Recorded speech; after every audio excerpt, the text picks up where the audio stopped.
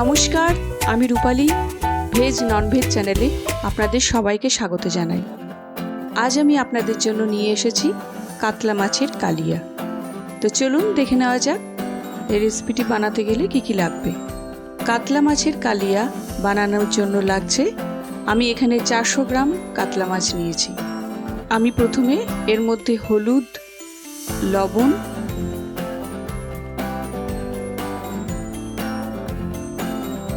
সর্ষের তেল দিয়ে দেব।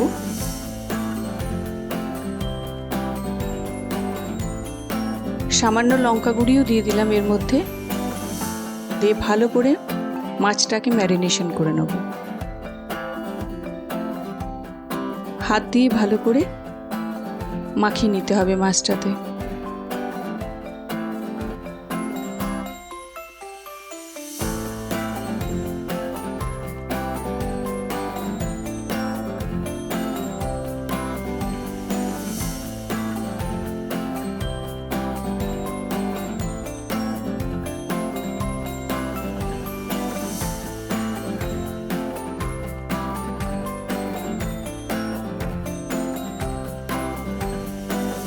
এইভাবে 15 মিনিট রেখে দিতে হবে।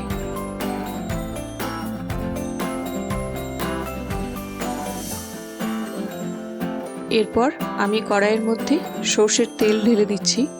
মাছটা ভাজার জন্য যতটা লাগবে তার থেকে একটু বেশি আছে এখানে।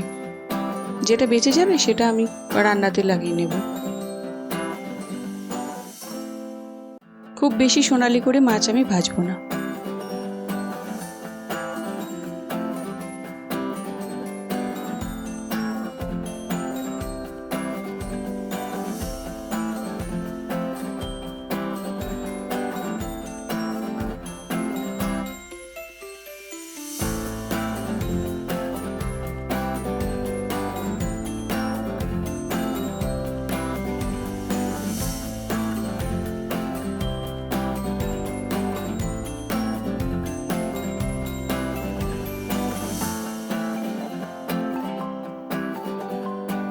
মাছগুলো এক এক করে আমি ভেজে তুলে রেখে দিচ্ছি।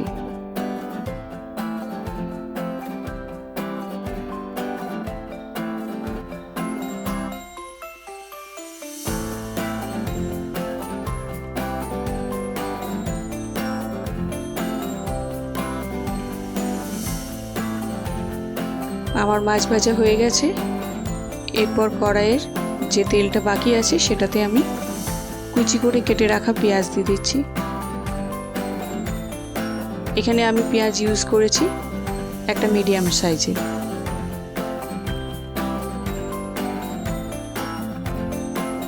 এখানে কিন্তু একটা কথা বলে রাখছি, ফ্লেমটা কিন্তু হাই থাকবে, গ্যাসের ফ্লেমটা। কারণ আমি পেঁয়াজটাকে কড়া করে ভাজবো, যেটাকে বেরেস্তা বলা হয় পেঁয়াজের, সেটা ভেজে আলাদা করে তুলে রাখবো। আমি রান্নার শেষে এই পেঁয়াজ ভাজাটা দেব।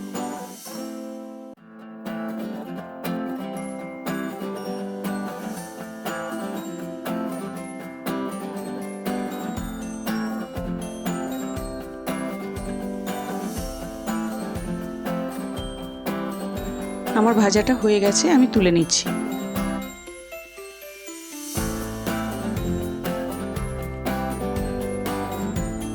এরপর কড়াইয়ের মধ্যে আমি দিয়ে দিচ্ছি গোটা গরম মশলা, যার মধ্যে আছে এলাচ, দারচিনি, লবঙ্গ, শুকনো লঙ্কা আর একটা তেজপাতা।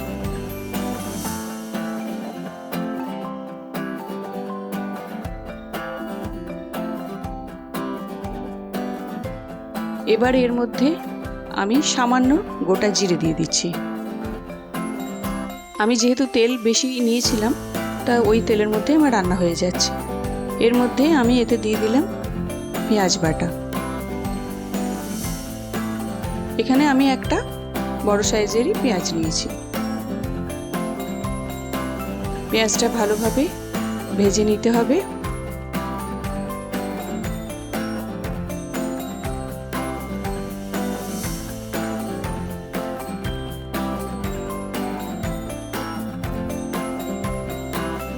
আমি এবারে এর মধ্যে সামান্য চিনি দিয়ে দিচ্ছি কালার আনার জন্য, সুন্দর একটা কালার আসে।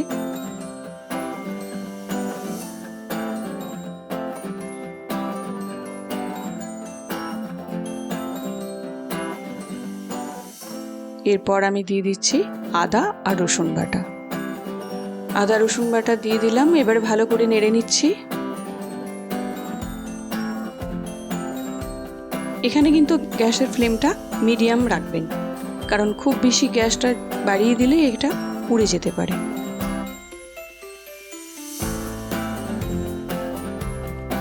এবার এর মধ্যে আমি একটা বড় সাইজের টমেটো বেটে রেখেছিলাম, সেটা দিয়ে দিচ্ছি। আবার ভালো করে নাড়িয়ে নিচ্ছি। এটা ততক্ষণ নাড়তে থাকবো যতক্ষণ পর্যন্ত তেল আর মশলা আলাদা না হয়ে যায়।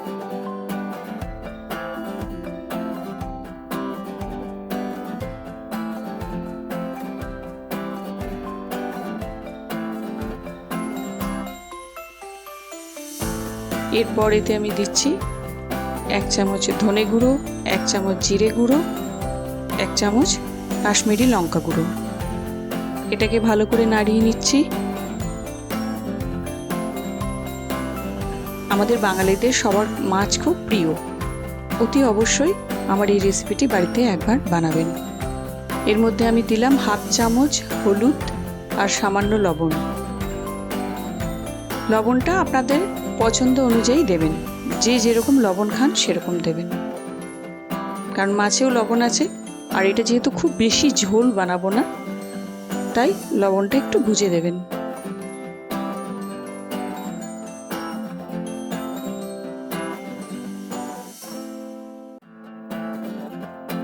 আমি এখানে 2 টেবিল চামচ দই নিয়েছিলাম, দইটাকে খুব ভালো করে ফেটিয়ে নিয়েছিলাম, টক দই নিয়েছিলাম। এরপর এখানে একটা প্রসেস আমি বলে দিচ্ছি।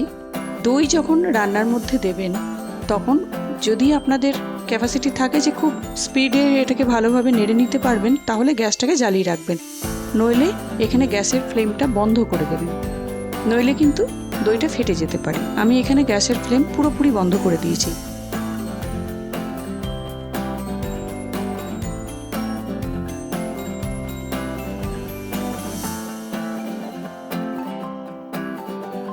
ভালো করে যেই মিশিয়ে নিলাম, তারপর গ্যাসের ওভেনটা আবার আমি জ্বালিয়ে দিয়েছি। এই টিপসটা আপনারা ফলো করবেন, দেখবেন আপনার মশলাটা কখনো ছানা কেটে যাবে না।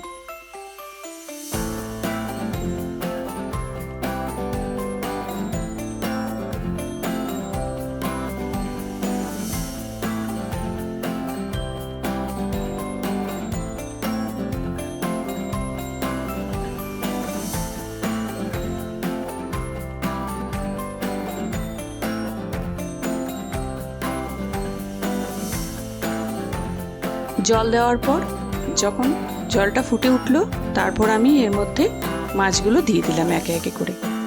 আমি কিন্তু খুব বেশি জল এটাতে দিইনি, কারণ এটা একদমই ঝোল, যেটা মাছের ঝোল আমরা বলি সেরকম তো হবে না। আর আপনারা যদি চান যে না আর একটু ঝোল করবো, তাহলে এখানে আর একটু জল বেশি দিয়ে দিতে পারেন।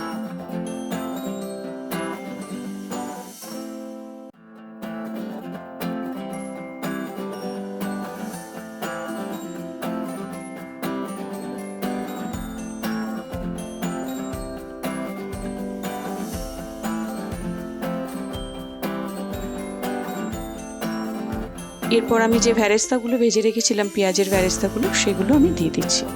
এটা দিয়ে আর কিছুক্ষণ এটাকে ফুটিয়ে নেব, এই 1 মিনিট থেকে 2 মিনিটের মতো।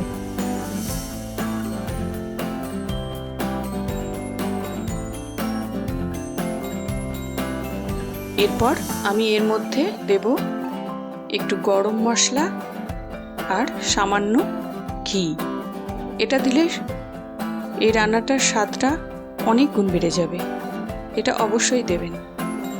দেখুন, আমি যখন বেরেস্তাটা দিয়েছিলাম, তার থেকে ঠিক 1 থেকে 1.5 মিনিটের মধ্যেই আমার প্রসেসটা হয়ে গেল, এটা ধ্যান রাখবেন। এবার পালা সার্ভিংয়ের। চলুন সার্ভ করে নিই। কি দেখতে খুব ভালো লাগছে তো? বাড়িতে অবশ্যই ট্রাই করবেন। আর আমার রেসিপি যদি ভালো লাগে, তাহলে আমার চ্যানেলকে লাইক, শেয়ার আর সাবস্ক্রাইব অবশ্যই করবেন। আমার রেসিপি দেখার জন্য অনেক ধন্যবাদ।